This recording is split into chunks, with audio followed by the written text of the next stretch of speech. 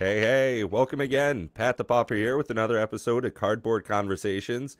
Extra delayed tonight. It's super chilly up here in the great Northeast, so everybody's at home sucking up that beautiful bandwidth. Joined tonight, we've got Pure MTG, Bob and Matt, and a special guest, Gavin. Welcome aboard. How you doing, brother? Doing all right. It's good to be here. It's having fun. Spent Oh, some time wonderful. off the stream chatting a bit, so we're primed, ready to go, folks. Right, we did our vocal I gotta warm-ups. say, I'm super stoked about this one, guys, and all of you out there should be too. So please, keep it civil, but feel free to ask questions of Gavin. For those of you that are not familiar with Gavin, Gavin, do you want to introduce yourself and tell the audience a little bit about yourself and your relation to Magic? Sure. So my name is Gavin Duggan. I go by the nickname Genomancer online. Have done for about a quarter century now, give or take. I'm usually on conversations like this because I'm a member of the rules committee. Sheldon and I sort of started the formal format that is Commander after it was sort of being played and it was having fun. I was like, hey, we should have some formal rules. We should put them online, have a website, maybe a rules committee, stuff like that.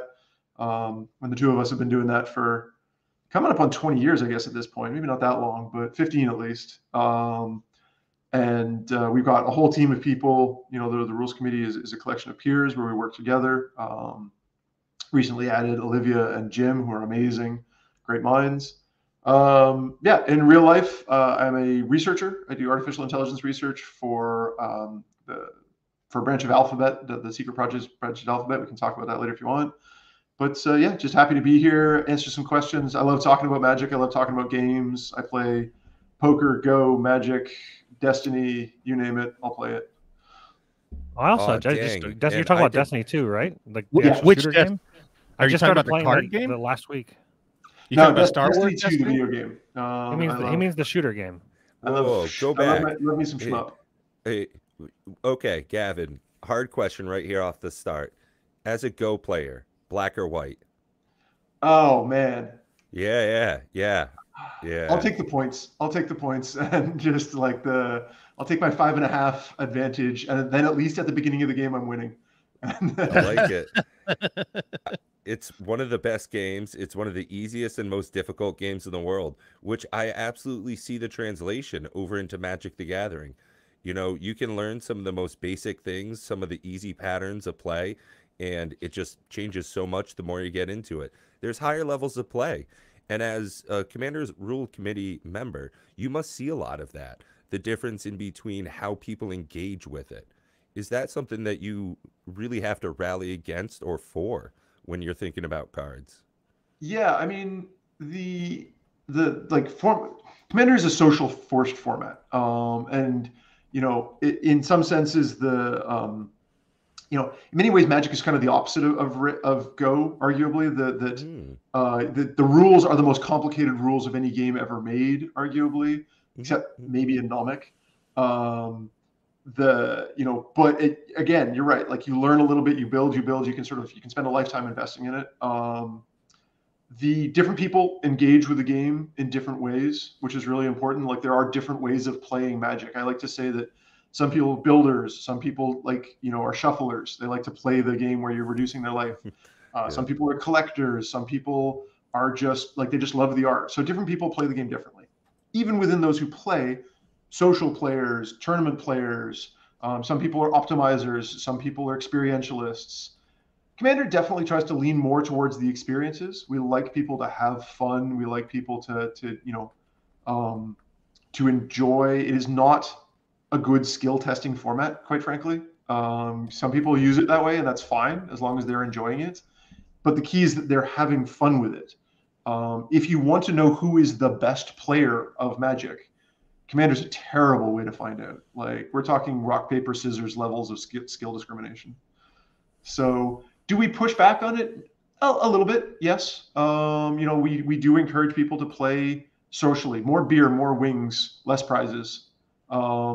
People putting prizes for winning a game of Commander historically has not led to good places.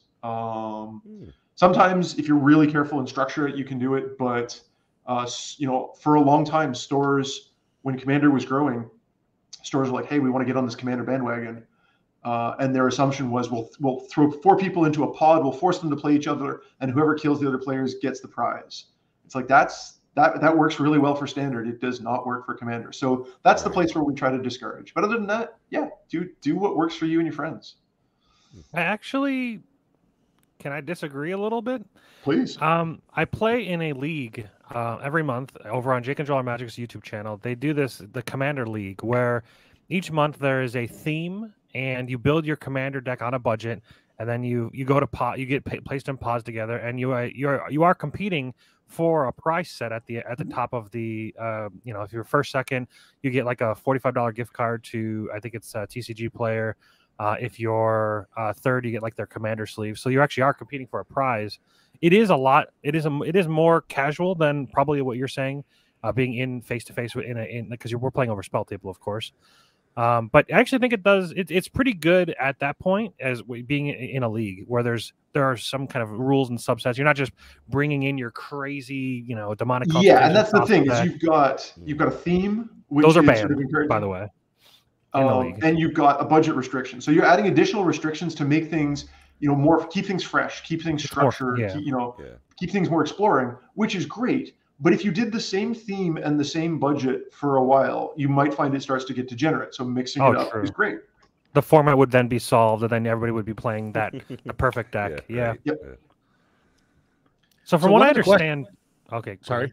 I was going to get to some of the questions because we have a lengthy list here. One of the questions that comes from our viewer Savannah Line was asking kind of when you're looking at keeping things fresh and you're looking at new cards coming in and you're trying to discern, I guess old cards too, when something needs to be banned. What are the criteria that you're using? What are the weighing factors, or is it based on gameplay? Like, what factors are you considering when you guys and gals are considering banning cards? So there's a few, and I'll say off the bat, like we have a philosophy that we all try to hold to, and that we use to sort of communicate to ourselves, to the player base. What are we trying to do?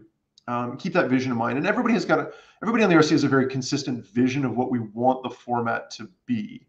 How we get there, different opinions actually, and different people have different weights, different principles, different things they're looking for.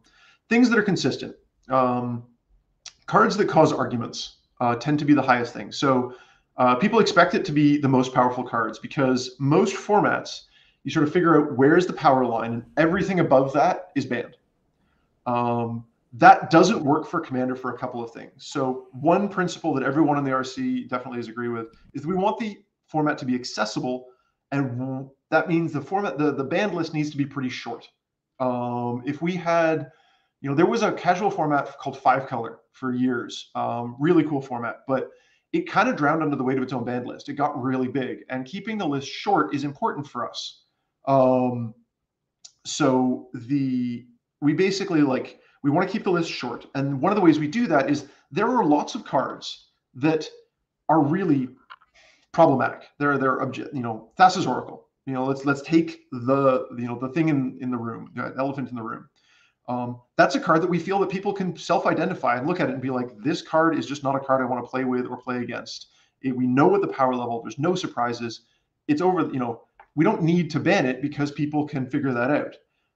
What we look at is cards that are in the middle, cards that are sort of on the fence, that are just going to make people have arguments about whether it's fair or not. Coalition Victory is a card that has been on the list for a long time, and some people think that Coalition Victory is perfectly reasonable. It's hard to use. Some people think that it suddenly ends the game, and it's really not that hard to pull off, and you end up with disagreements of it. That's why it's on the list. At least as far as I'm concerned, that's why it's on the list. So do we look at power? Yes. We used to look at cost a lot more. We wanted the format to be accessible, so that's why things like the Moxen, Black Lotus are on the list. The Mox actually aren't that great in most games of Commander. If you're playing Battlecruiser Commander, Mox aren't that great. But if they were legal, a lot fewer people would be able to play the format. Or more specifically, people who wandered into a store. And let's be clear, the best way to get people to play Commander is to have them watch people playing a game of Commander. Yes. And be like, why are they laughing so much? I want some of that. Yeah, why are they Right. having such a good time? Why aren't they sweating and arguing the whole night? Yeah. So having the mocks on the table, people will be like, "Oh, I can't play this game." You know, they're in that. Right. So power level, cost was a thing. We don't worry about it too much anymore. We've pretty much established that. We've got the popularity, causing arguments, causing frustration. You know, limited resources. All right, this is a card that's on the ban list because it just ruins the game for everybody in a way that people they're not going to be surprised by it, but they're just like, why are you doing it? Like, oh God, why? So there are cards on the list that are exemplars. They're like, don't play cards like this. These are the cards that are in the middle, that are the dividing line. These are the exemplars of things you shouldn't play. You can go through the list. Primeval Titan is a perfect example of I was going to ask about Primetime as well. Primetime has a lot of fans. We still regularly get people saying Primetime should be fine. It's totally not that bad. You should allow Primetime to be legal. And it's like, you don't realize how degenerate this card is, and so you're just playing it again and again, and it hits the table.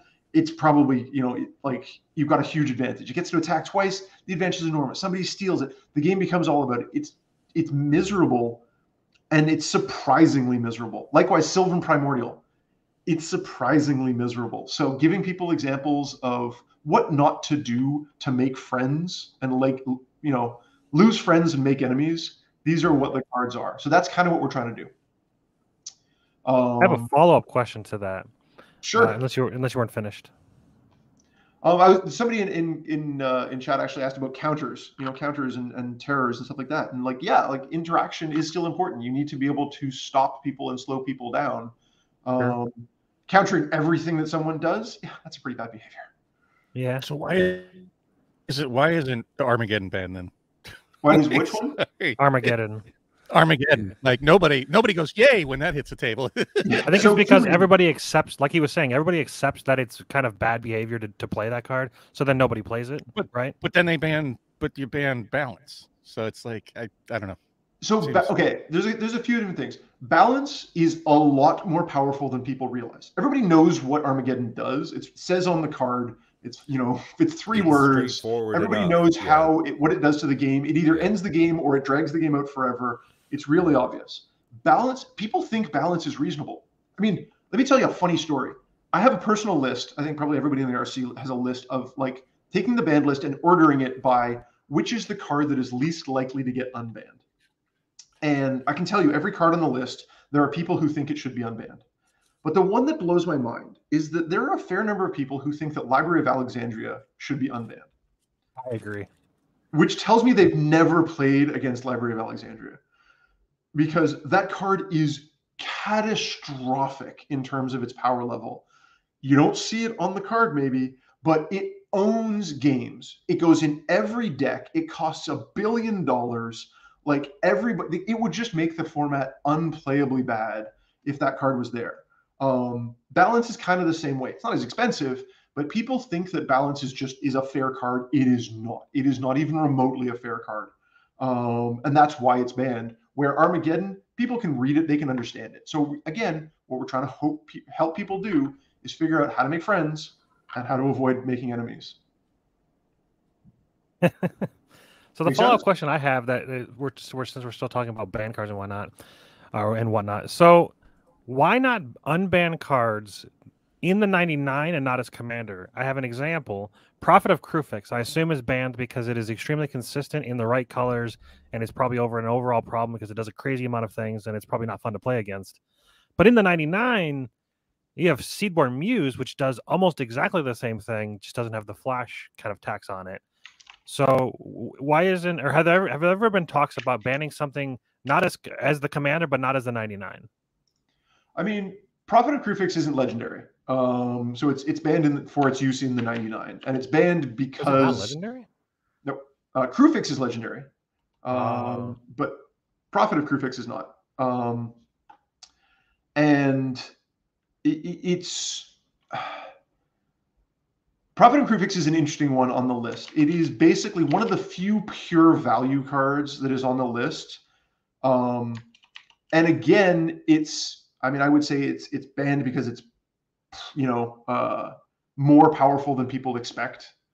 So it's funny, I'm watching chat scroll by. One of the reasons I'm getting distracted is because I'm watching chat go by, and I'm loving the fact that we're seeing people who are like, balance is fair, balance is terrible, library is fair, library is terrible. I like that there's Academy. no balance for balance. No. Someone mentioned in chat played Canadian Highlander. So I know the folks who run Canadian Highlander. One of the folks who leads that is on the CAG with us on the advisory committee. Ben is a fabulous person, and I advocated for years that Commander should have a points-based system similar to Warhammer, similar to 40K. That would take. Remember, I mentioned that we want the format to be accessible. Yeah. There's no way to make that easy to know, easy to learn. So that's why we didn't go in that direction. I love the point system. I love to be able to say, this is a 7-point deck or this is a 15-point deck. And here you go. So does that kind of, what was the card you were asking about? Oh, Prophet. Prophet's just so fugly. But so is Seedborn Muse. Yeah, but take Seedborn Muse and then give it Flash. Yeah. And it's even worse because now you've got, like, one of the things we talk to Wizards about is please don't print cards, especially Legends, that have the engine and the payoff on them. Yeah. Okay, and they've done that a few times with Legends. They just did that recently with Marneus Calgar. There's a few of them. All colorless mana. How hard is it to get unlimited colorless mana to draw your entire deck? Right. So and that's why you Krufix can't is an have example library. of a card that has a huge value engine and the payoff for it. Yeah. Oh, Ken and Bob was Bonder's kind of muted. that way.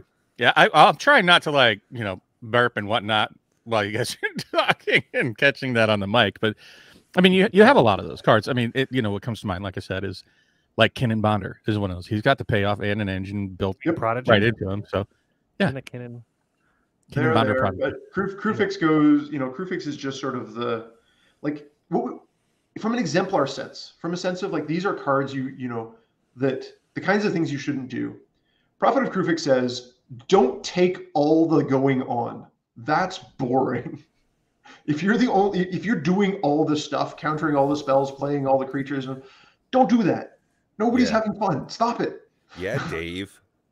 Yeah, nobody wants to watch somebody else play Magic by themselves at the table. There was another card that talked that Savannah Lyons was asking why it's still banned with all the new sets coming out and the shenanigans that are being released. I actually agree that it should be banned, but Tolarian Academy. I don't agree, but whatever. I'm actually surprised that anybody thinks that Tolarian Academy is fair, especially with the introduction of treasures and food and blood tokens and goodness knows what. Like I've played worse than it ever was, and it was never remotely fair. Play Galazeth or Urzas and then tell me that Tolarian Academy needs to be unbanned. I think Tolarian Academy might be the closest thing to a card that is banned for pure power reasons. Maybe Tinker. Tinker is the pure power, just like nope, this isn't an exemplar of anything. This thing's just Rickoculous. But Tolarian's way up there. Gaia's Cradle also is one of those cards that it probably should be banned. It's similar power levels. If you're being a dick with Gaia's Cradle, then yeah, I agree. Like, there's a lot of cards where do you similar stop? Sarah Sanctum. I mean, there's a whole bunch of cards out there like that. But Sarah Sanctum's a lot harder to abuse. A lot harder. Gaia's Cradle is a lot easier to disrupt. Like Wraths are pretty popular in Commander, and a Wrath basically turns Gaia's Cradle back into a forest. Doesn't do anything to Sarah Sanctum. The Sarah Sanctum requires enchantments. Enchantments are slow and big and expensive. And like if you want to get Sarah Sanctum to tap for 3 or 4, you got to do some work. You want Tolarian Academy to tap for 4, you need to look sideways at it. I mean, I agree. Of the 3, that Tolarian's probably the easiest to pull off, but I don't know. I've seen an awful lot of enchantment decks go off by like turn 4 or 5, where they're putting out 15 to 20 enchantments in a single turn. Olivia played a deck like that. It's not usually 15 to 20. It's like 2 or 3 or 4, which they can definitely go off 100%. Yeah. But, using, getting a bunch of artifact tokens so that like Is So easier. there's two things that Tolarian Academy does. One, it goes from 0 to 60 really fast. It's easy to Yeah. get 4 or 5 artifacts and just be generating a bunch of mana. It also goes from 60 to light speed really fast, where it's suddenly generating 20 mana per tap. Blech. Yeah, So- there's that enchantment, that red blue enchantment that if you have, I think it's like if you have a X number of artifacts, it like flips at the end of turn and turns into a Tolarian Academy. I've flipped that and I've got to play with Tolarian Academy and it's insane. That's the one. I think that's the one from it. Or maybe you have to hit somebody with it. It's a recent card. Yeah. It's empty the vaults or something. I don't remember. That sounds right. In any Yeah, that case, card turns into Tolarian Academy after you meet a certain criteria, which is not that difficult. Well, same And thing play that with a like Gal's growing deck rights and and you're Warlock. I mean, you're having if you fun. get, you've got some critters out, you play growing rights, and then boom, you've pretty much got Gaia's Cradle. I mean, there's a number of elves that are similar enough. And as we've been playtesting some behind the scenes stuff, board wipes are pretty ridiculous. And now they're Yeah. making them for all sorts of different types. Destroy all enchantments, destroy all artifacts.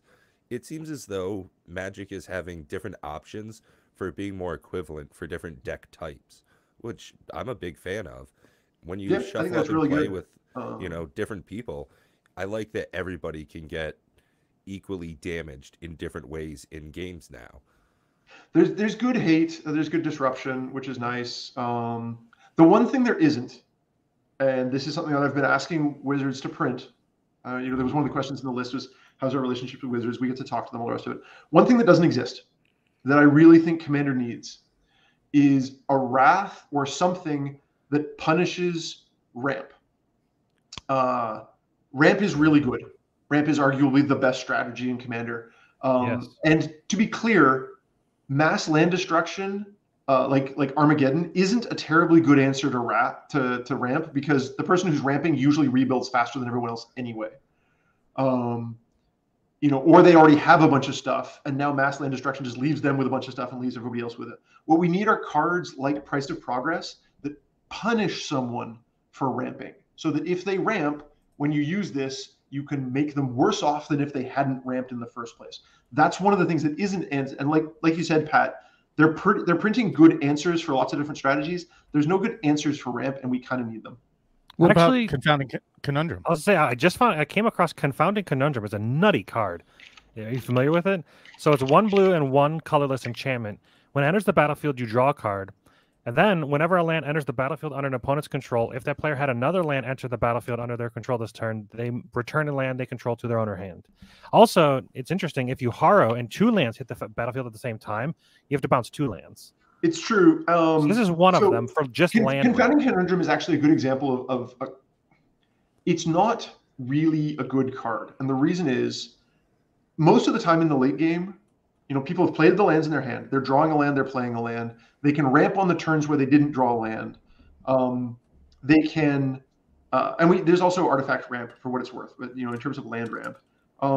It slows them down a little bit, but not much. All it does is cost them 1 mana. They're still going to replay that extra land the next turn. They still have the cards in hand. It doesn't really hurt them. It's a situational card that can slow down someone from ramping, but doesn't hurt them for ramping. What I want is something that really hurts. I want things that are like, deal damage to target player equal to twice the number of lands they control. I don't care if it costs 6. I want a fireball. I want red to just be like that. Shooting people in the face for 17 and being like, screw you. That sounds like particularly Phyrexian. Oh, you've got basic lands? I really hate that. How about we, if each time you tap this, take 2 damage.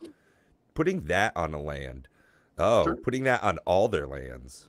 Well, so that would be really, really like there are cards like not Mana Flare. What's the one that every time someone taps Mana Barbs? They take one? Mana Barbs. Thank you, Mana Barbs. Mana Barbs is great. I think Mana Barbs should see more play in Commander. I think in general, recurring land destruction should see more play in Commander. Red players should be blowing up people's lands. That's just fine. Now, blow up the lands of the person who's ramping. Don't kick the guy who's down. Yes. And, I think that's one of the biggest things in Commander, at least in my pod, is threat, assessment. Too often we've got this one guy, he's got a big dumb dino deck, and he thinks he should swing out at somebody else. And no, you should take it easy. You should make sure you got big stuff for those dinos. But no. He just wants to start turning cards sideways. I'm okay with it. I like punching. Well, then how do you feel about Storm Cauldron? You were talking about punishing ramp, and that kind of punishes people that ramp. It's going to end up putting the cards back in their hand. Like, they're getting all the land out there, but as soon as they tap it, it's going back to their hand. So they're eventually going to end up pitching them in the graveyard. Doesn't it hurt? Hang on, I'm sure it does hurt everybody, but it certainly slows down ramp. There's two cards that I just want to play just because my mind is warped. Yeah, I'm thinking of the wrong one. Stormcaller is the red creature, I thought. No, Storm. It's an artifact. Each player may play an additional land during each of their turns, and then whenever a land is tapped for mana, return it to its owner's hand. Oh, yeah. See, that hurts the non-ramp players more than it hurts the ramp players. Right. I wouldn't say so. I mean, eventually, the only reason to ramp, you're going to tap it, right? But it has to go back to your hand, so your hand is going to be full. You're going to pitch it into the graveyard. It's going to hurt everybody, but it's still better than everybody else. But is it less hurtful to hurt you than to stop the ramp player from having 35 lands on the table? I'd rather this is the thing. I want silver bullets. I want to Pat's point about answers. You know, things that every strategy. This is a principle that I believe for game design. Every strategy should have a foil, should have a counter. Yes. You know, if you know that someone is going to do a thing, you should be able to take advantage of that knowledge. Well, I mean, you have a perfect card out there to fight ramp. It's called balance. Oh, get out of here with that. So I to that, as an example of that, Gavin, I was playing on Arena. Give or take anybody's opinion on it, I enjoy playing the game. So I was playing a brawl deck, and I put out Smothering Tithe in a brawl game just because the other person ended up drawing like 30 cards. And because I got all that treasure, I was able to do something with it. So there is a great balance. Like you said, you have to have that foil for everything. Smothering Tithe is a great card. And as incredible as, you know, like all the incredible, you know, Kozilek and all that kind of stuff. Yeah, it's got indestructible, so exile it. So there's a trick there, and this is a long conversation to have. I'm happy to come on another time and sort of unpack a bit. But the short version is there are some types of answers we expect people to be able to have, creatures. There are some types of answers we expect people to be able to have a little bit of, but not right away and not super consistently. Artifacts, enchantments. You know, even non-basic land hate, you know, people should have a little bit. But we don't expect people to be able to have artifact destruction to hand immediately all the time, because that means just filling your deck up with artifact destruction or, you know, answers. There's a danger to making sure that a foil to a strategy, you know, printing one card that does something isn't, you know, especially if you have to have it right away, isn't really helpful to the format. So what we need is sort of, you know, sometimes it comes down to just having a critical mass, a balance of types of answers. You know, I really, really, really wish that Smothering Tithe, instead of saying every time someone draws a card, unless they pay, you get a treasure, it said, whenever someone draws a card, except for the first card in their draw step, get 2 treasures. That would be a fantastic commander card. That would be so good for the format. It'd be so much fun for the format. Instead, it punishes people from doing their thing, which is just drawing, you know, for the turn, and slows it, you know. So I think it would be much better if it was just actually punishing extra draws. I actually agree with that. So you know, I'm sorry. My final question on the matter of, you know, like stopping ramp. Do you feel ramp is more problematic for the format, or do you feel that fast mana is more problematic, i.e., good question, mana crypts, etc.? Great question. Don't know. We'd spend a lot of time talking about it. I mean, fast mana and the proliferation of 2-mana rocks is certainly, you know, requires more, you know, and look, we rely on players to self-limit. We rely on players to find the type of games they like to play and create those kinds of games. We talked about how there are lots of cards that are abusive, that are not interesting to play against, that people, you know, have to choose not to play, or choose to play and be fine with it if everybody at the table's fine with it. Fast mana is a very seductive thing that when there was a little bit of it, and it made the game a little bit asymmetric. I mean, Sol Ring is essentially the ante of the format. All right, and I mean ante in the no limit hold'em sense of let's get the betting started. It's the big blind, where now that there's like a bunch of signets and rock and all the rest of it, we're like, yeah, you're not, it forces the game to go in a particular direction. I don't know which is worse. I'm not sure that there's a good answer to it, but they're both things that stop other people from doing their thing as much. They don't balance the game out. So in general, and that's something that's come up a lot in my pod as well, in our deck design, is that it can't stop other people from interacting. You can't stop someone else from having fun. You just punish them for doing stuff. Hey, you're going to draw a card? Cool, I'm going to make a treasure. You're going to attack? Cool, sacrifice a creature. It's not, you can't do this. You can't have fun. You can't play your deck. Those are some of the worst times around, which is one of the reasons why Turgid is absolutely the worst thing in my world. I love to draw cards and put stuff out on the table. And when I have no hand and then you get to take them, that's like the worst feels in my world. Yeah. I mean, someone mentioned in chat, someone talked about sideboards. We used to have a sideboard rule, actually. I really like them. I really like as an alternative, an optional house rule. Everybody has a 10 or 15 card sideboard. Everybody announces their commander. Which commander you're playing. Everybody takes a few minutes, sideboards a few cards, and play them. It can be a lot of fun. That said, it does tend to lead to some pretty ugly play patterns if people aren't self-limiting. Choke and boil and the like are suddenly pretty good. So those are good things. Yeah, no, you're right. Rule 0. I mean, turn 0 is the important thing to do, is to talk to people about games and play. And in the end, Commander is about being social. We can help people be social, but we can't force them to be social. And no matter what rules we wrote, no matter how complicated, no matter how long the list was, we can't force people to be social. So instead, what we do is we throw them in the swimming pool and let them swim a little bit. And when they swim together, they can have some fun. I'd like to make a comment on Anger's statement there, and Pat can attest to this. When I built my Turgid deck, Hidden Commander Turgid deck, by like turn 5, I was apologizing. Like, I'm looking at all my cards and going, "Oh God, these are all going to suck for everybody." I was like, "I'm sorry that I played a card. I'm sorry. I just don't even want to play this anymore, guys." And they're like, "No, play it out." I'm like, "That I haven't played that deck since." There's a time and a place. Some people love that kind of game, and if everybody's in for it, go crazy. That's fine. Right. I didn't enjoy it. Building it and playing it occasionally, if you've got the resources to, or if you want to play it on Brawl, or if you want to play it on, and for the record, I play a lot of Brawl. Brawl's cool. On MTGO or just try it out.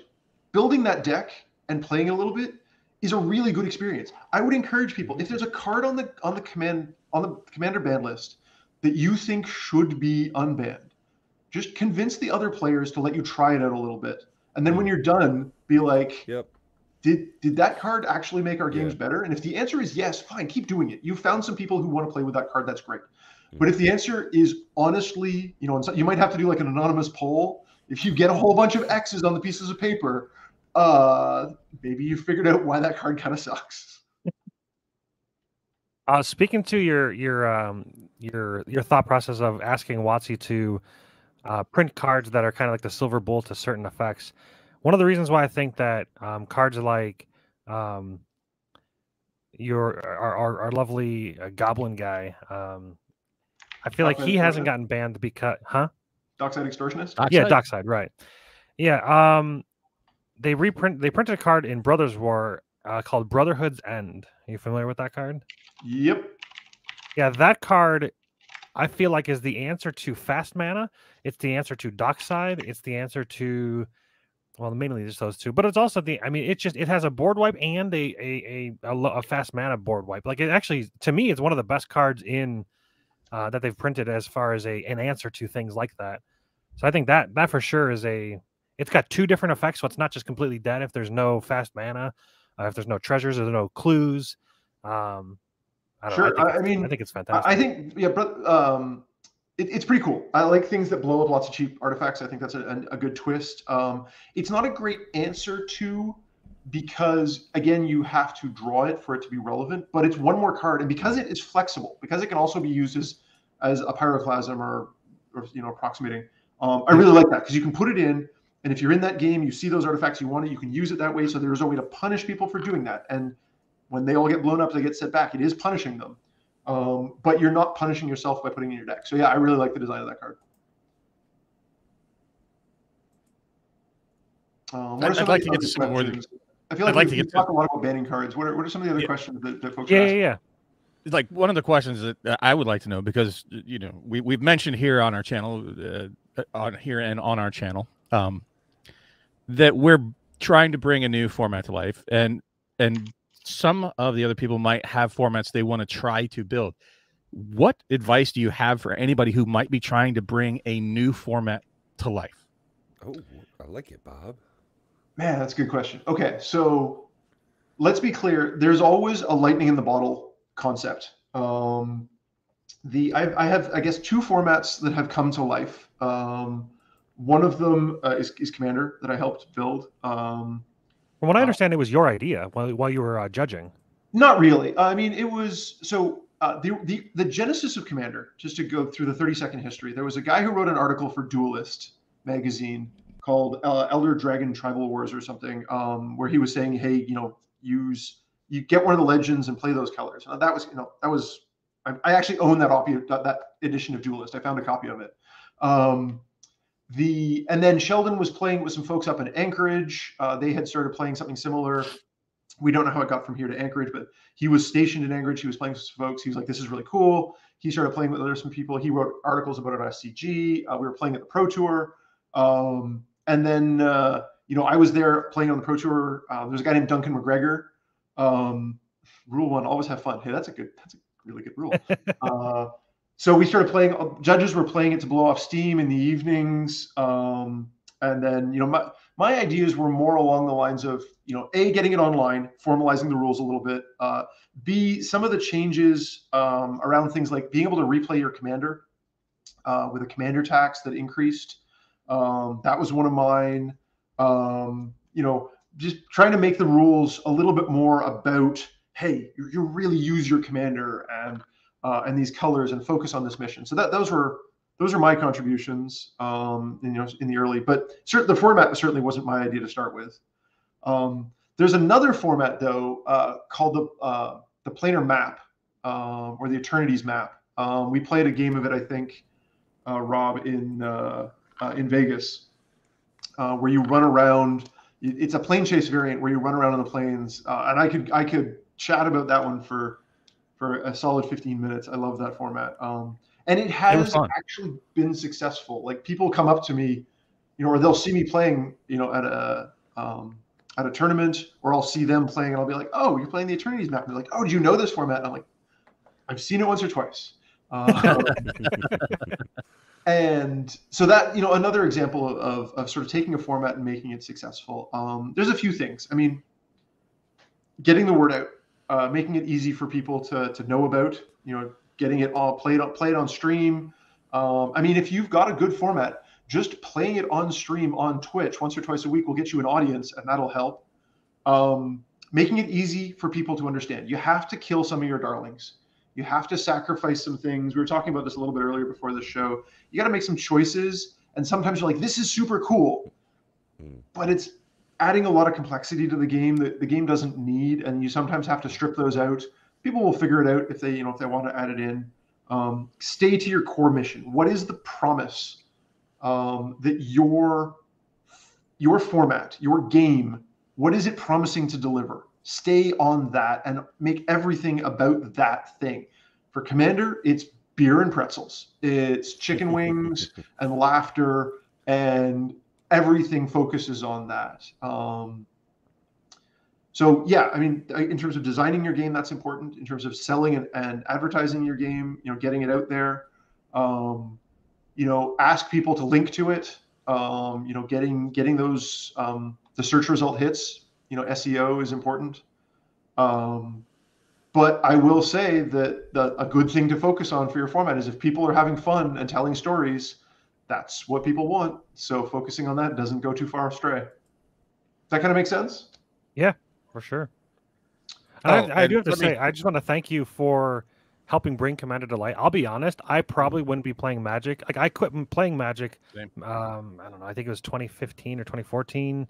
It was whenever Theros, no, not Theros, Innistrad. Whenever the first time I went to Innistrad, that's when I basically stopped playing, and then I restarted playing because of Commander, and I love it. I love everything about it. Honestly, like I still play other formats like on Arena and whatnot, but without Commander, I don't think I would be as interested. I think I would be very, but just thank you and Sheldon and everybody else in the rules committee. I've heard there's 2 more people being added, right? Yeah, so they're full members now. So the rules committee is Sheldon and myself, Toby Elliott, who's a level senior judge, former level 5, actually holds the records for having head judged the most Pro Tours. Dude is just brilliant. He's one of the smartest people in Magic. Scott Larrabee is the head of organized play and has been for like 20 years. If you think you know stuff about Pro Tours and Magic and how things are played, talk to Scott Larrabee. He's incredible, and he's just a seriously good dude.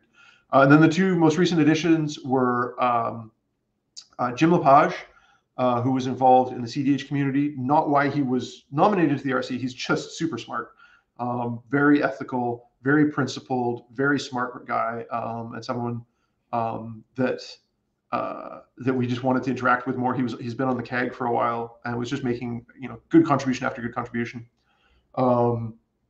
And Olivia Gobert Hicks, who is one of the people who made Commander successful on Twitch, is an absolute firecracker, smart as a whip, tons of energy, always making things happen, willing to question things, kill sacred cows, make things better. And again, very principled, very earnest, just wants the format to be better, wants the game to be better. So they recently joined, and they're both incredible teammates. Awesome. I have to say, because I've been kind of biting my tongue. But yes, I did play the Eternities format with you. I call it the Plane Chase variant, I guess you could say. But for all of you out there, if you haven't tried it, look it up. Is there a place that people can go to look that up, like the rules on specifically how to play that specific Plane Chase? Because I don't think it would be that intuitive when you're thinking about it, but it made sense when we were playing it. Yeah, it is very much. So if you Google Eternities map, there's a website that actually implements it. Somebody wrote that up. There's an article. I can put the original article in chat. Sure. Let me see if I can find it. So for the chat, yes, I highly recommend playing this. It was the first time I'd ever seen it. It was a fantastic experience. But I was having a ton of fun in Vegas either way. So it was. I've never great. played a Plane Chase at all, ever. But Yeah, watching I you would- guys I play never it and have Bob either. talking about playing it, I think actually, I'm gonna pick some cards I up. was opening up some cards a couple of weeks back, and I pulled one, and it referenced the Plane Chase die.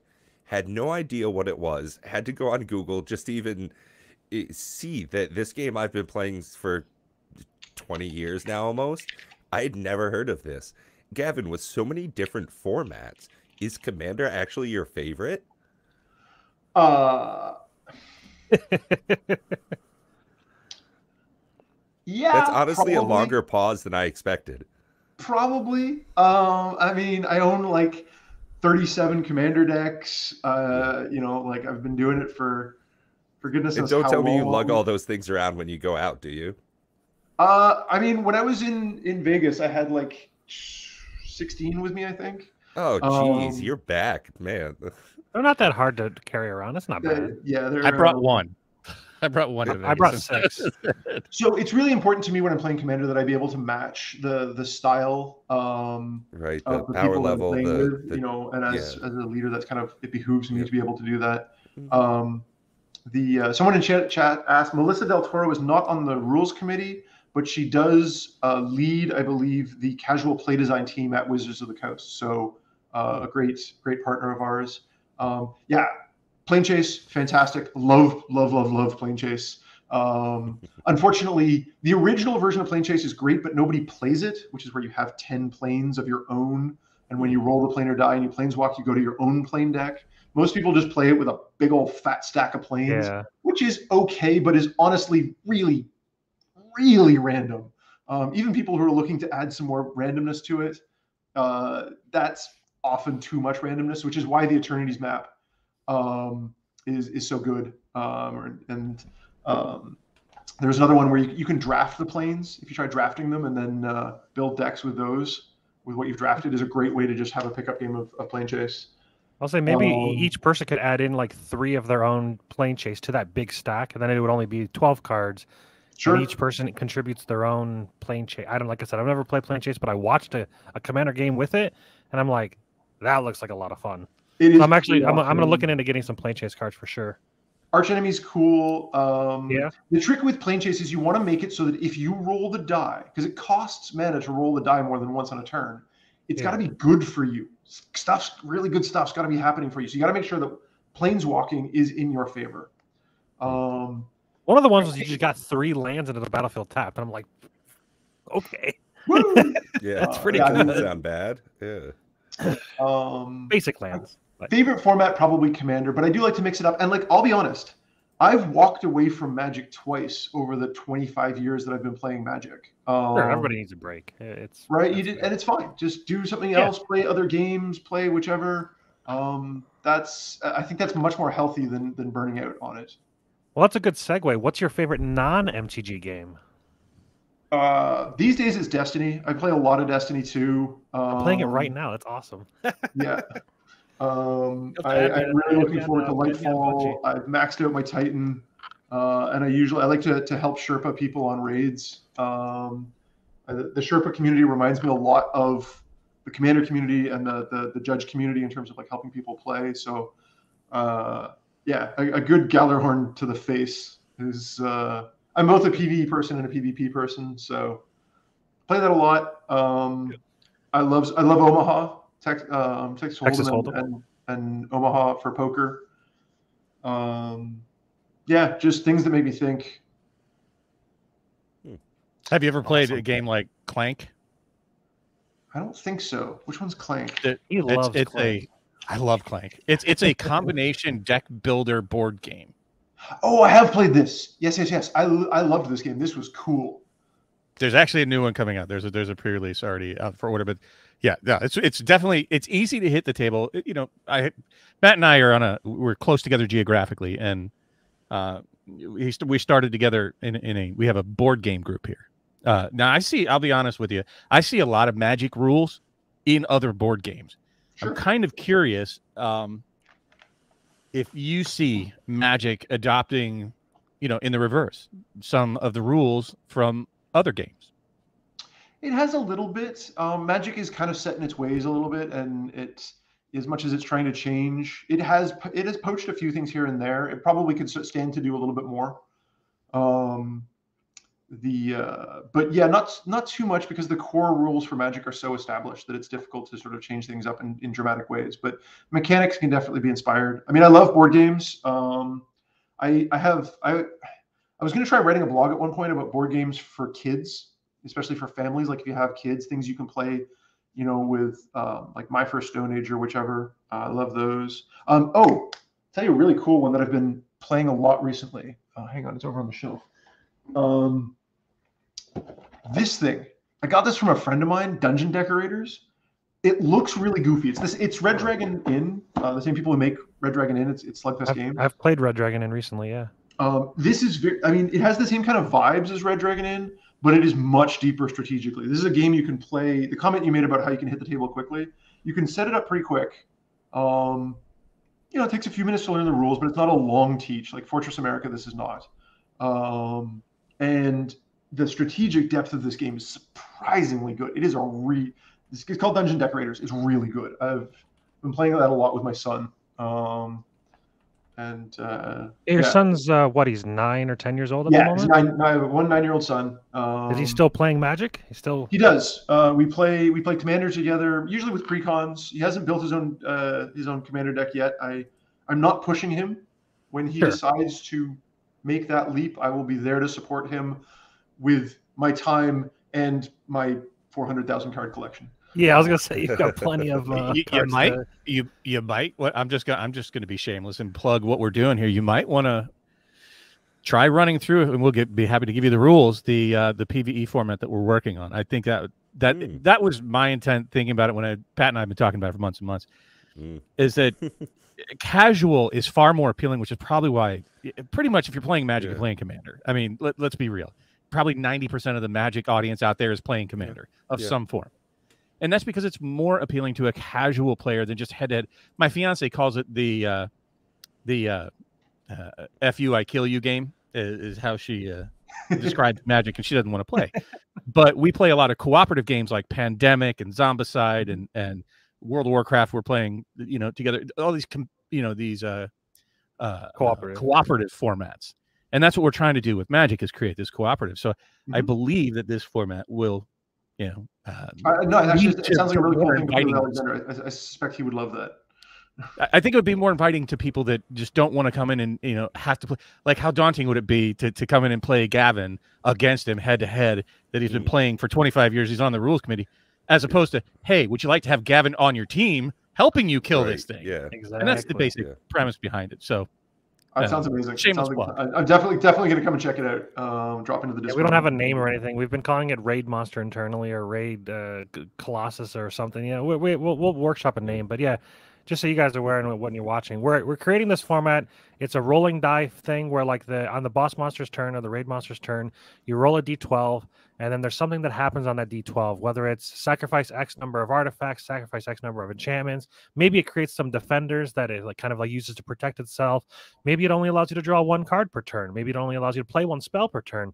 And then there's going to be all kinds of different bosses from different flavored bosses. Like there's going to be a Phyrexian boss, and maybe there's going to be a Porphyros boss, and we can flavor each rule set based on the enemy that you're facing. And there could be a gauntlet style where the rule set starts off as pretty easy, and everybody's like playing. Obviously, it can scale by number of players as well. So if you just want to go solo and you want to play against the boss monster, you can do that, because we're trying to make it so it's scalable.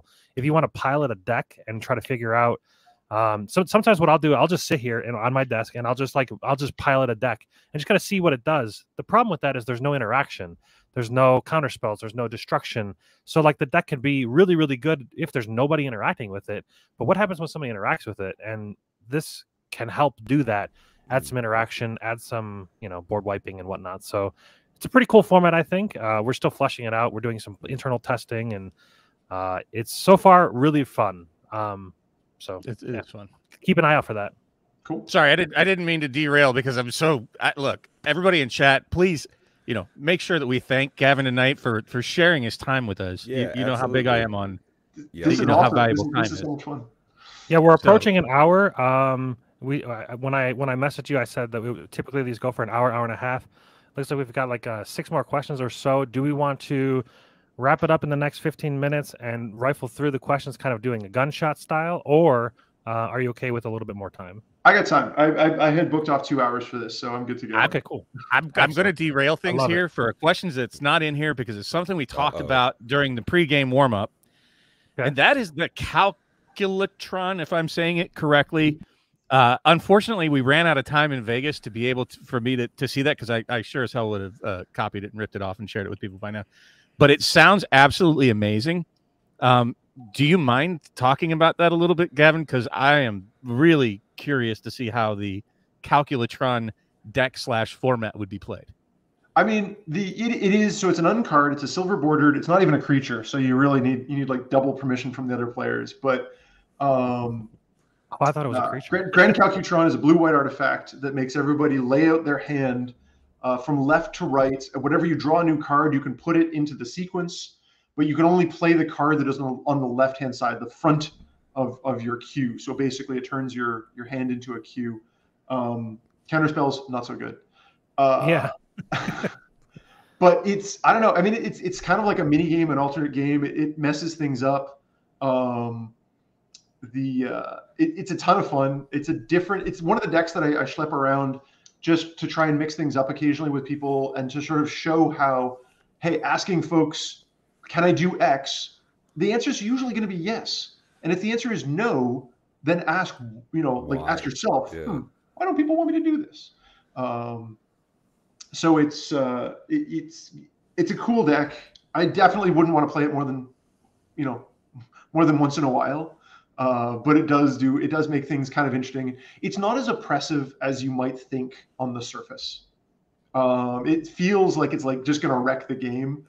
I love how it says it can be your on a blue commander. player. But other than that, most people are still doing their thing, but they're just like, all right, I'm gonna put this here, That's and so then it's weird. like you put the combat trick at the front of your hand, and then you attack, and people are like, fine, take it. Are they revealed? They You play are. with your hands revealed? Okay. Um, Oh yeah, it becomes a program ordered as a revealed card. Got it. Oh, but it an ordered says it row of can revealed be your cards, and you always commander. play the one at the front. That's fine. Yeah. Does it actually say that on the card? Yes, an ordered row of revealed cards. No, I mean, it very says in the succinct card explanation. text, it says the Grand Calcutron can be your commander, but I don't actually see it on the card. Unless I'm blind. Yeah, so this is okay. That's basically Mark Rosewater trying to change commander again. Okay. Because Mark Rosewater really wants to control commander. No, that's totally unfair. Don't worry, that's not going in the clip. I mean, Mark's a good dude, but he has very strong opinions about how Magic should be. He where he has the ability to flex his muscles, he will do so, and he has a lot of influence over UN. So he got them to throw that into the. That's Oracle text, basically. Basically, and here's the thing: I'm not objecting because I play the Grand Calcutron as my commander, but I definitely think it is a card you should need permission from the other players to play. Sure. I have a funny story about an UN card, real quick. So a new buddy of ours joined the Magic Thursday rotation of playing Commander, and he's a Yu-Gi-Oh player, and he got introduced to the group and he's like, I want to try this Commander deck, so I want to build my Commander deck. So he built a Wart the Raid Mother deck. Okay. And so he orders all the cards. He comes to the game the first day, and then he plays this card. It's an UN card because he didn't understand that UN cards aren't legal in Commander. So he just found cards that were cool and put it in the deck. And he played this one that was like unseasoned, I think is what it was called, or seasoned, or something about it referenced the card's flavor text. If it had flavor text, and you chose seasoned or unseasoned, and if you chose seasoned, if a card enters the battlefield that doesn't have flavor text, you drew a card, which was insane. When you make a bunch of tokens, you just draw like 15 cards, and you just make that's nuts. Weird twist because they're not cards. Tokens are not cards. I don't know 100% remember how the card was worded, but it should. Yeah. I think it should have worked, but I don't know if it was reference cards or not. I think it might have just been seasoned or unseasoned. Maybe. Anyway, it's probably something to do with vanilla because we talked about vanilla cards. But I mean, UN cards are interesting. The new Acorn cards, the new the non-Acorn cards in UN was an interesting twist. Saw and Half is insane. Yeah, there's a bunch that are bonkers. I can't believe they made that legal. Would you say that they're what we can do, by the way, if you're worried about time, is we could go through the questions, spend like a minute or two on each question, and then like bookmark the ones we think are really interesting and come back to them. Or folks in chat can just be like, hey, can you expand on that thing that you made? There's a question from Anger Collections. Do you agree that Commander is the future of MTG? It seems like even new sets are focused too much on Commander, unlike before. Okay, this is gonna be a hot take. This is my hot take for the day. I hope that Commander is not the future of Magic. Okay. Wow. Hot take indeed. I mean, don't get me wrong. I love it. I'm glad people are playing it. I'm glad that more people are having more fun playing Commander and playing Magic. And I think Commander has been really good for helping people understand that Magic is about hanging out with your friends. It's not about the magic, it's about the gathering. You lose a lot of the competitiveness, right? But Commander needs other formats to exist because we started off by talking about how different people play the game differently, and those people need to have their outlets just as much as the people who are playing.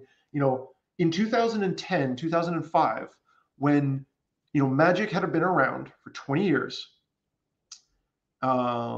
And most of the effort into designing the cards and the money that was being spent on encouraging people to play was encouraging them to play competitive tournament. And there was not a lot of outlets for people who just wanted to, play socially.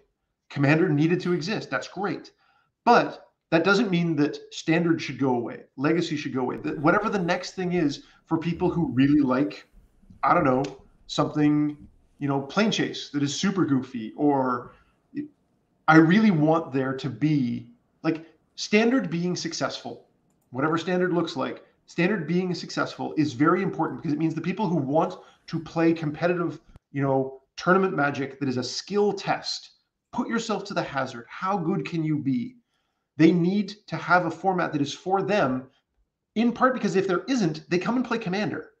And while they may have fun playing Commander and they may evolve and they may get to a place where they can be social, if they bring the competitive mentality into Commander and that's all they care about, and they're not willing to have the conversation that, the rule of zero. And to be clear, this is not about CDH. CDH is people sitting down and saying, hey, is competitive Commander what you want? This is great. That community is fantastic because they talk and they socialize and they have a lot of fun, but they're not, trying to beat the other person out of the game and stop the other person from having fun. They're not trying to, make it an antisocial experience.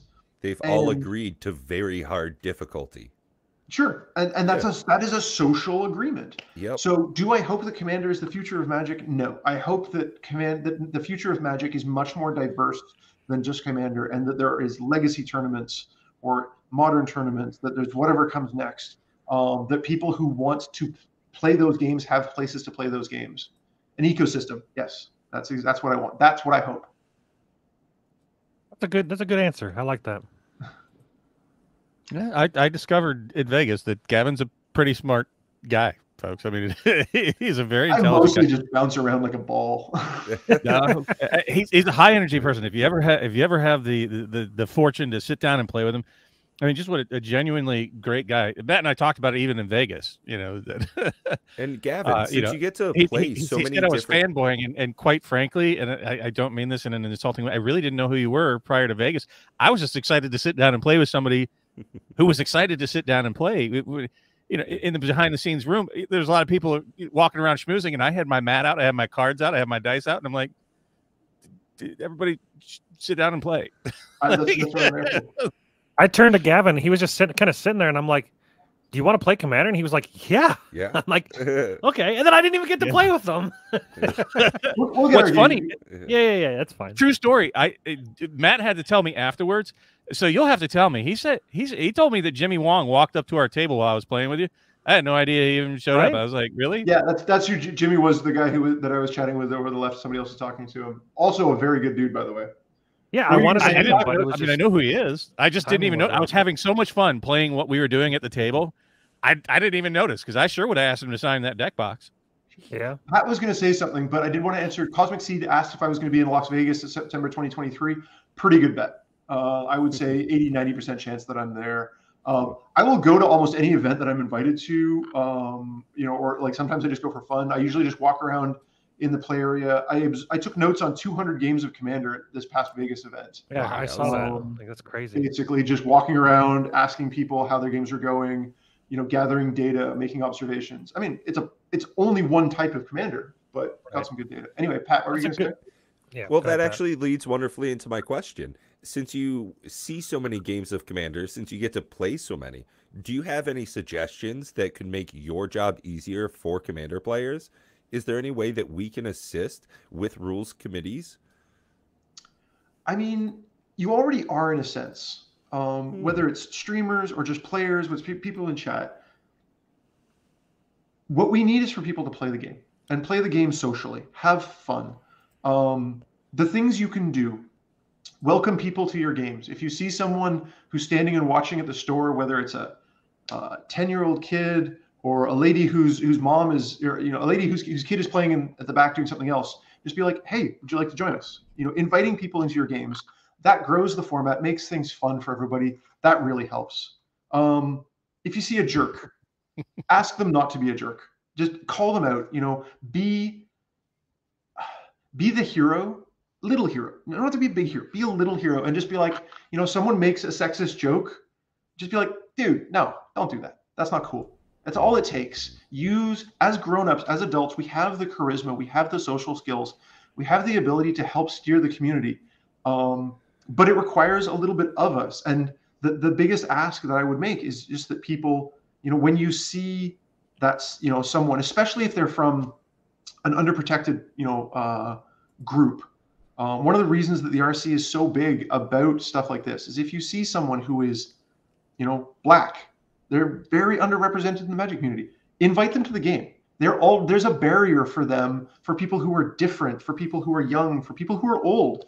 For someone who's 50, 60 years old, it's pretty hard to get involved in this game where a bunch of kids are laughing or teenagers are just be like, hey, you want to join us? Or dude, don't protect the other players, help the other players. That makes the game better. That makes our job easier. It makes the community more healthy, more happy, more wholesome. When I see that happening, it makes me really, really proud. So thanks. Excellent Thank answer. you for all that you do. Thank you. Yeah, I was curious to see what your answer was going to be to that. That's a really solid answer. It's almost like he's done this stuff before, Bob. You'd think that people have talked to him before about Magic and Commander. I think it's more that he's just a good dude. I don't know. Also, I have failed a lot. Sure. That's one of the best ways to learn. Screwed up a lot in my life. A lot. And like, do y'all remember the Michael Jordan Nike commercial about failure? Do you know what I'm talking about? No. There's a famous commercial. Pretty sure it was Nike. Michael Jordan is sort of walking off the court or whatever, and he's talking about how like he has lost more than 2,000 games in his career. Oh, I have seen this. Yeah. He has missed more than, that like something like 37 times, 17 times he's been asked to make the game-winning shot and missed. And he has failed again and again and again, and that is why he succeeds. That was his point. And I was like, if I know anything about this, it's because I fucked up. Pardon my French. Like, it's because I have made so many mistakes in life, and all I can do is try to learn from them. That's honestly the best parent advice I've ever heard as well. When someone's like, hey man, why are you such a great dad? It's because I screwed up so much. I heard a motivational speaker say once that other motivational speakers always talk about how great they've been doing. But when you meet someone who's messed up all their life, they can teach you just as much as someone who's a millionaire. So there's a lot to be said about losing games of Commander. How to do it gracefully is one thing, and how to tune up your deck, that's a whole other thing. So I never lose at a game of Commander. There are just many games I don't win. There you go. Yeah, it's losing gracefully is another thing that you can do to make my life easier. Just being like, oh, that sucked. All right, good game. Fine. I'll get you next time. That I used to be a really salty loser. I really did. Ooh, but I've learned I've grown over the course of the years that I've tried to become less. You can get angry because you lost, because I'm very competitive, but at the same time, it's a very casual format. It should be fun. I don't enjoy losing to like the 2-card combos, demonic consultation, Thassa's, those kind of things. I'm like, I just would rather not play against them. So then we just ask the people that I play with, if you're playing with that, I'll play my most degenerate deck. It probably still won't win, but it's going to be at least close. I drive Matt insane because I honestly don't care if I win. When we sit down, he's not playing Commander. He's playing his own fun. Yes, it was funny. We had that conversation in the car. He said I was very much like you, and when we played in the conversation on the ride home, and I was like, "What?" He said, "Because you guys are playing to have fun." It's like, it's a game, isn't that the point? He says, "No." I like winning. Winning is fun. Less salt in your diet. That's why we get along so great. I just want my decks to do a thing. That's all I care about when I sit down and play. Right. I don't care if I win. I want to. He who smiles the most wins, in my opinion. And, speaking of that, Bob, sometimes winning isn't always about getting your enemy's life down a total. Sometimes it's about having your deck do its thing. Sometimes it's about having your pet card come out and do something splashy.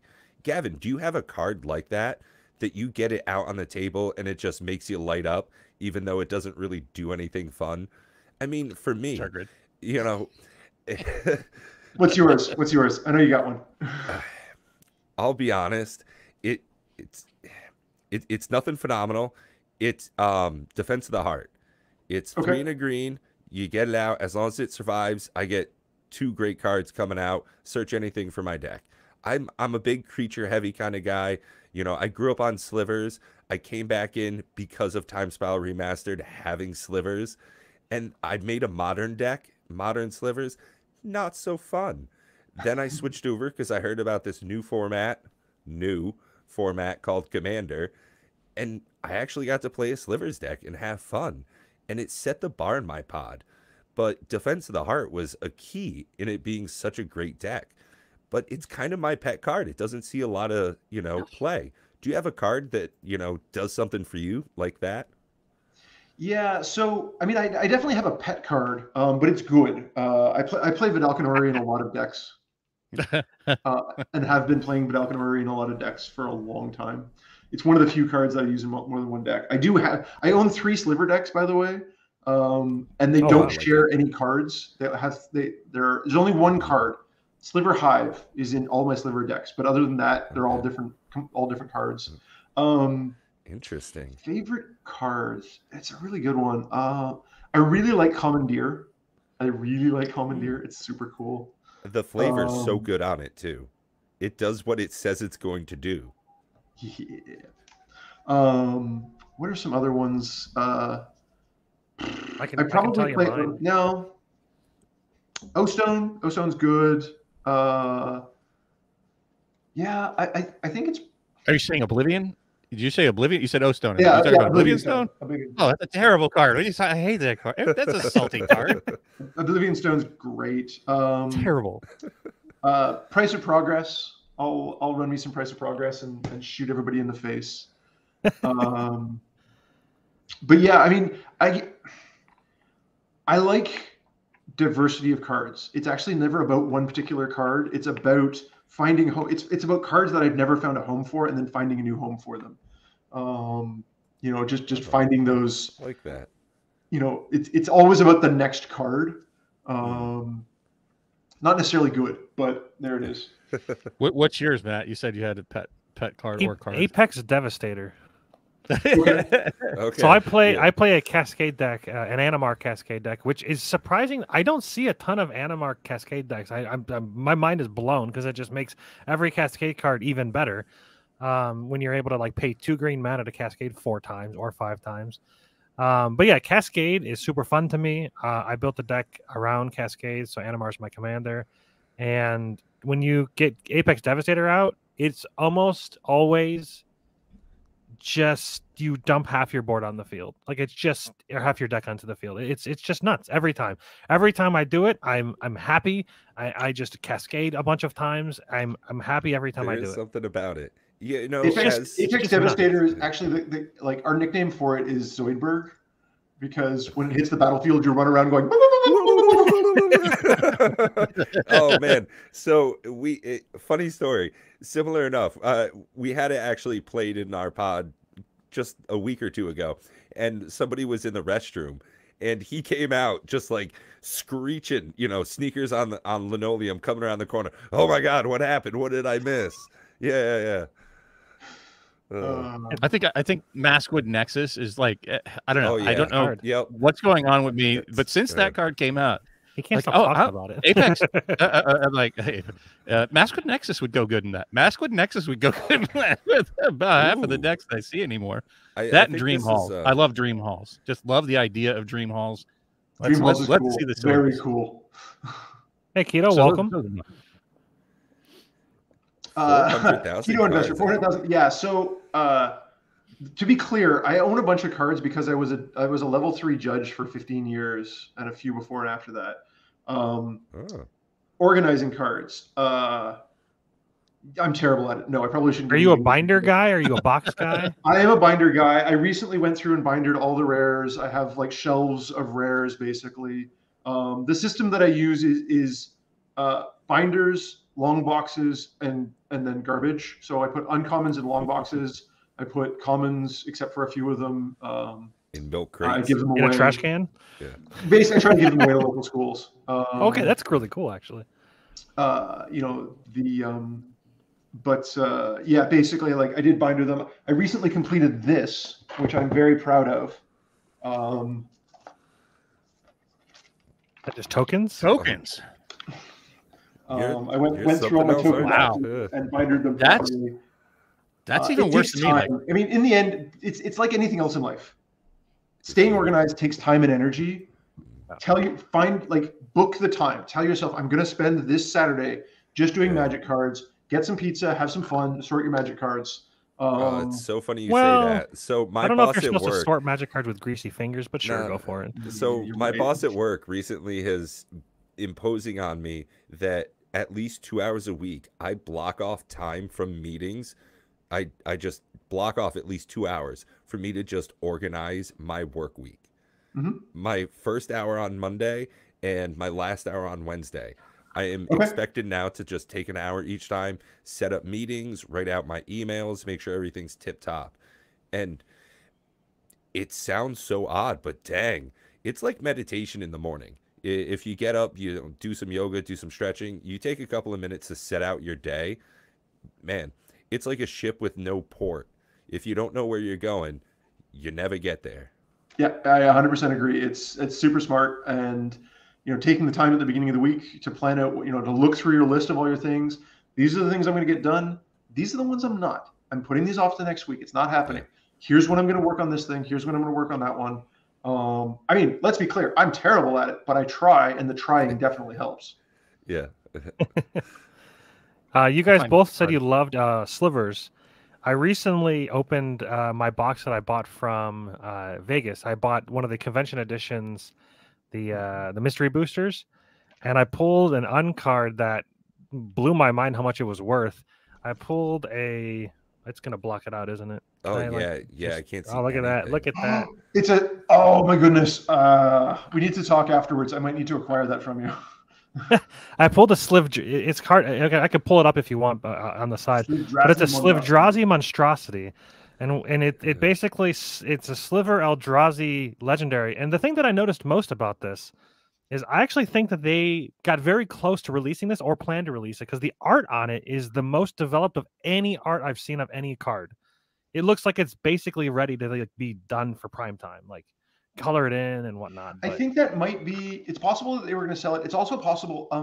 Both Slivers and Eldrazi had very good art books. They had very clear style guides. This is what a sliver looks like. This is how it works. This is how, So I think in some regards, the quality of the art might just be that the artist knows what a sliver looks like and knows what an Eldrazi looks like. Okay. It's so odd that Slivers did change their art though. They did. For they became the yeah. They stood up and walked around and ruined the early 20 teens. Yeah, they did. It was odd. They also changed from being everyone's slivers to just your slivers. Ooh, that's a great point. Mechanically, they've changed as well over the years.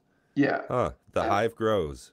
The hive evolves. All hail the hive. They kind of look like the hive from Destiny 2. They have very, like, if you look at Crota, like the way that their structure is, I could see them being very Eldrazi-like.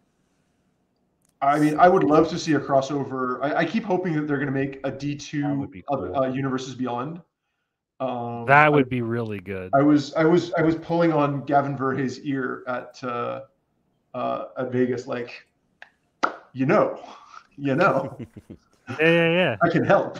That would be really cool. Can you I want to play a Zavala deck. Yes. I want to play a Zavala deck.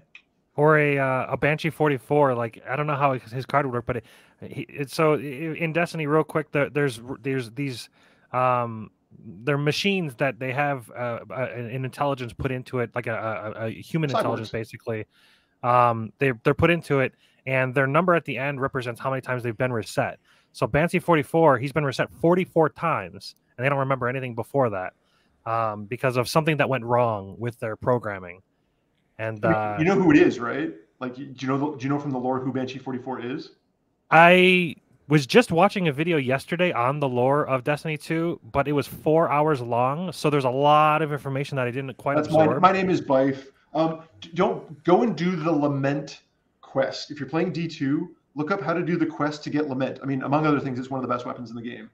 It's a great quest. The flavor is amazing, and you'll find out who Banshee 44 is, and it's a bomb. I'll have to pull up my dim to see Lament. Do I have Lament? I've played Destiny on and off for a few years, so Okay. a few years I mean like many years. I don't have a Lament, so I'll have to. I'll remind myself. So you've mentioned your pet cards, like favorite cards, but do you have a favorite set, or is there a block? Like I love the Urza's block. That was my favorite time in Magic. Do you have any particular favorite set or block or? I think we could even expand that. I love the original Ravnica block. I love playing it. I love drafting it. I have an MTG role playing game, and I ran a campaign in Ravnica. And that campaign was great. The story was amazing. So I think if I had a favorite set, it would probably be the original Ravnica Dissension Guild Pact. Oh man, I've just loved Ikoria so much. Ikoria is good. Amonkhet was underserved. Amonkhet deserved more. I didn't play during that. Yeah. So I feel like I missed a lot of sets, unfortunately. Yeah, same. And with how rapidly Wizards of the Coast is putting out sets, I think that people with how often transient in and out of play, I know myself was out for more than 10 years. I can only imagine when, some of our audience returns in a couple of years, how many sets they'll actually be pleasantly surprised to come back and revisit. I mean, like I said, I was gone for a decade. So going back and getting a pack of Kaladesh and seeing like this awesome ethereal art style, it's actually kind of great to miss out on some. We've talked about it a number of times, and it seems as though Wizards is behind the same idea. Only buy the products that are for you. So, I mean... Sure. Yeah, Odyssey, there's good ones. I don't think you actually want to go back to Lorwyn, Savannah Lion. If you look at how much... I really liked original Kamigawa. I was one of the people who actually liked it. I liked the new Kamigawa. I thought it was super cool. Oh, yeah, me too. But if you look at the way that the story for Lorwyn ended, if we end up going back to Lorwyn is not going to look like it's going to be really bad news for Lorwyn. So that's actually a good follow-up to the next question. What plane do you feel needs to be fleshed out more? Like, I don't know how much. Are you big lore in? Are you? I am. I'm a lore nerd. I love the lore. Excellent. So this is a good question. So yeah, which plane needs to be fleshed out more? Good question. Of the ones that have had sets set on them, as opposed to the ones that sort of got mentioned offhand. Like I could say Chandelar. That's a plane that needs to be fleshed out. But no. I think Amonkhet. I really think, having Amonkhet had a cycle. It had a story that was told, and that story came to an end, and that's okay. But to my knowledge, he didn't collapse the plane, Urza style, the way that Urza collapsed Sarah's original plane. And I think it would be fascinating to go back there and see how those people have the revolution that has occurred. I think that would be cool. And with all the recent support of cats and dogs, it wouldn't be a terrible mechanic. You get almond kitties. There's just a ton of stuff that they could do mechanically. What else? Do you happen to know what actually New Capenna is? Is that a plane? Is it a city? What is it? I don't know. I assumed it was a city in a plane, like sort of Ravnica style. But one of my favorite questions, I asked this at a panel at PAX a long time ago, more than 10 years ago now. And I was like, they were doing a Q&A, and I got to the Q&A, and I was like, are planes spherical?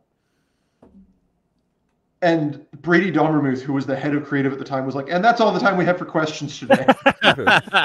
No, they're flat, like the Earth. We're not doing this, boys. Oh, we're not going there. Like, like, are planes, like, can you go into space? Are there other planets? Right. Yeah. Are they Okay. universes, basically? Yeah. So I don't know. If not, then what's Crucible of Worlds? Yeah, exactly. It was just like, what is it doing? If I Well, just go that way far enough, do I I will get say- to Dominaria? That's, yeah. In Magic in Magic the Gathering, I don't know, but in Dungeons and Dragons, which I play a lot, planes can be these pocket dimensions that literally they can be like a city, and then like past the city limits, there's just nothing. There's Like, just you nothing. can't, Right. So you like, just can't like, go there. so like, a plane could Strahd's be dimension in Dungeons A and Dragons. pocket dimension. Yeah, the pocket dimension that Strahd, the vampire, ruled over. What was it Yeah. called? But Barovia. Barovia. Yeah. Barovia. No, Barovia was the city inside the Barovia. plane. Yeah, you're right. Barovia was the city. It was the. I actually ran this campaign recently. Oh, I'm a dungeon master, so I run these things. But The plane. a little Yeah, while. and but he just had a pocket dimension, and I kind of figured that's what Magic planes are like. There's borders, and beyond that, you're out of space. oh, the domain. One of the domains of dread. Shadowfell. But it does say Barovia. Is it Barovia? What- Okay, maybe not. Fairly certain it's Barovia. Yeah, it's a I keep Dark thinking Lord of the Valley of Innistrad, but it's Barovia. not Innistrad. It's No. So where do you think that, I don't want to call it leaked, but I guess you could call it leaked artwork for a Wild West theme that's coming? I even asked in Vegas, and I got some very dodgy, shifty answers about it. Kind of like, you'll have to wait and see. So like, here's the thing. I am privy to what happens in the future of Magic, so I okay. can't tell you anything about it because I actually know the answer, whether that's true or not.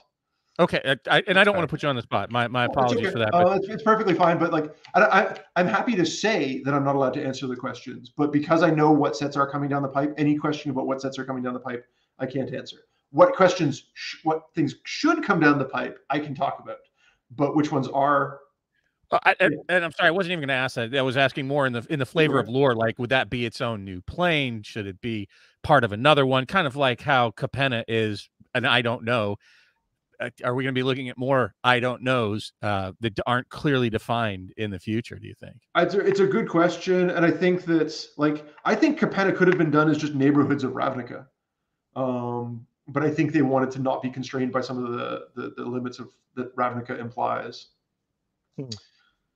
It is Barovia for sure. I've opened up the module. Okay, cool. Because I haven't. I just wanted to make sure that's what he's thought. I think about things. If I don't get the answer, I constantly try to figure it out. So we have another question that I want to get to. So as Magic has progressed over the course of the last few years have been like what we've seen this more and more. What are your thoughts on the flashy era of Magic where there's 5 different iterations for each card? I'll lead with my thought, just so maybe you don't feel like the bad guy. You don't have a different opinion. I actually enjoy it. I like having different varieties of cards. I'm an ADD guy, so I like if there's like different versions, I want to like pick the exact one I want. Some people say it's ruining Magic. I completely disagree. What are your thoughts? So again, there are 4 or 5 different games you can play when you're playing Magic, and one of them is collecting. Some people love having complete sets. I've only done it once where I got I actually went out of my way to try and get a complete set of Magic. And it's a cool feeling. It's not my favorite way of playing the game, but it's cool. Sure.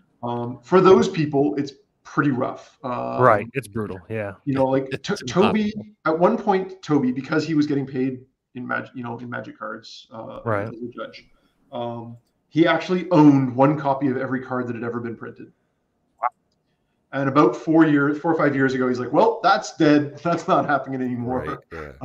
It was around the time they started printing, when they did pre-release foils for every card in the set, which, to be fair, was really cool for most people who were playing pre-releases to get the dated card, right? Did he have the summer edition then? Yeah. All of them? Yeah. Wow. That's Toby's collection was pretty substantial. That's awesome. There was a great. I don't know if anybody saw the episode of Quest for the Janklords a couple last year where Toby and I were guesting on QFLT, and I love their show. there was something weird happened. The universe was falling apart. All the rules of Commander were being altered, and we all got to play like I played. I think I played a Dreamblade miniature. Somebody else played like Blue Eyes White Dragon. Somebody else played an Ace of Spades, and Toby played his signed Black Lotus. That's pretty good. What's going on? Everything's falling apart. In any case, to the question of like treatments, I think it's fine. I think some people love them. People can find the things they like. I'm fine with there being things that are expressly for the top end, super rare collectibles that people just want to have that chase mega rare thing to get. As long as it's not limiting people's ability to play the game, then I think that's fun. So generally, I'm okay with it. Do I try to chase them? No, not at all. I have a binder which has one of each foil legend ever printed. I'm actually several years behind at this point. It's way out of date. I need to go back and try and play catch up. But I did try to have one of every foil legend in some printing or another, or not necessarily foil. Some of them were altered arts, some of them were full art, some of them were different things. But that's the only thing I try to collect. But for the people who are enjoying it, I think the only people that it's bad for are people who feel that they need to have every card. And honestly, I think it's probably best to break them of that habit. True. Sure.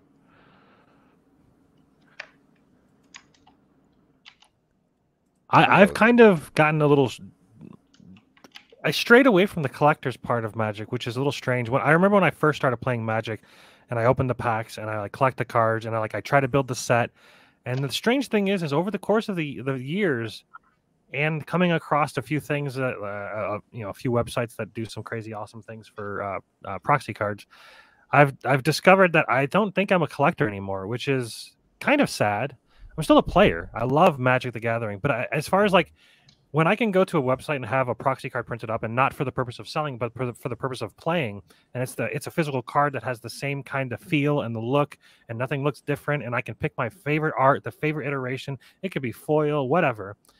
I find it difficult for me to separate.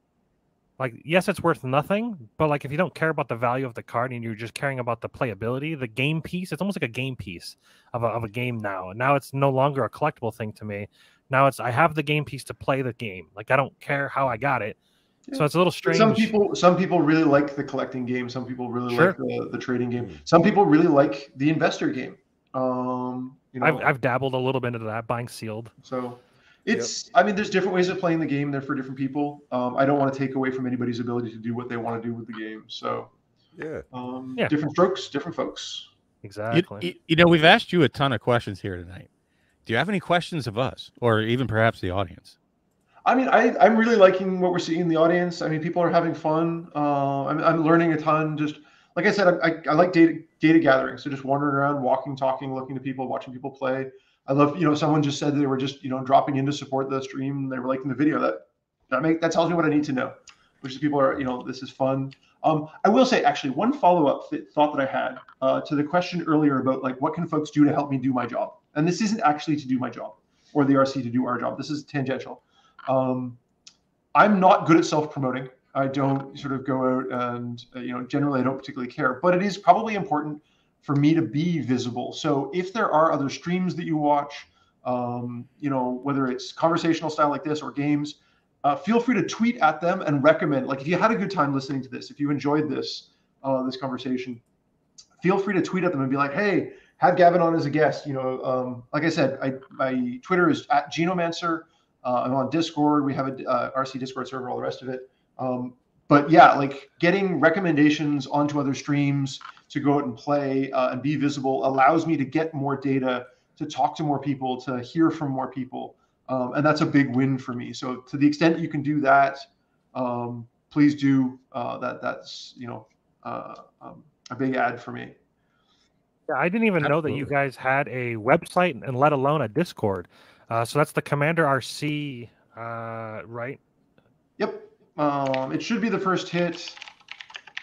I'll go ahead and share that. And Pat, let's make sure that we put that in the notes here when you publish. mtgcommander.net. Then you can also join the Discord if you scroll down.